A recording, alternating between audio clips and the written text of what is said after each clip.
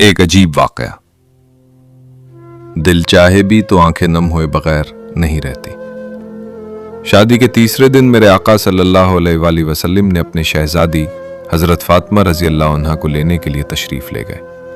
دروازے پر پہنچا، شفقت بھری آواز میں فرمایا، فاطمہ چلو بیٹی گھر چلتے ہیں۔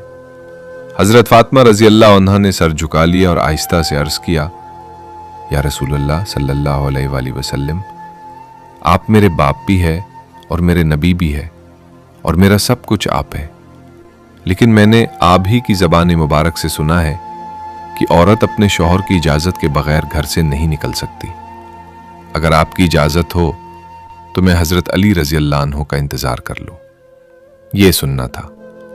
رحمت اللہ عالمین کی آنکھیں بھر آئیں۔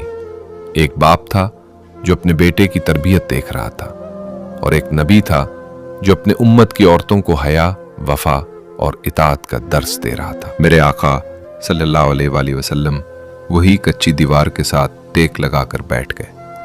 کچھ دیر بعد حضرت علی رضی اللہ عنہ گھر واپس آئے۔ دیکھا کہ دو جہاں کے تاجدار صلی اللہ علیہ وآلہ وسلم دروازے پر تشریف فرمائے۔ حضرت علی رضی اللہ عنہ گھبرا گئے، عدم کانپنے لگے۔ عرض کیا، یا رسول اللہ، آپ نے اندر آنے کا حکم کیوں نہیں فرمایا؟ میرے محبوب صلی اللہ علیہ وآلہ وسلم مسکرا کر فرمایا، حضرت علی، اگر آپ کی اجازت ہو تو فاطمہ رضی اللہ عنہا کو لے جاؤں۔ یہ سن کر حضرت علی رضی اللہ عنہ کی آنکھوں سے آنسو بہنے لگے۔ عرض کیا، یا رسول اللہ صلی اللہ علیہ وآلہ وسلم، فاطمہ تو خود میرے نصیب کی سب سے بڑی دولت ہے اور مجھے عزت ملی ہے، وہ صرف آپ صلی اللہ علیہ وآلہ وسلم کے در کی نسبت سے ملی ہے۔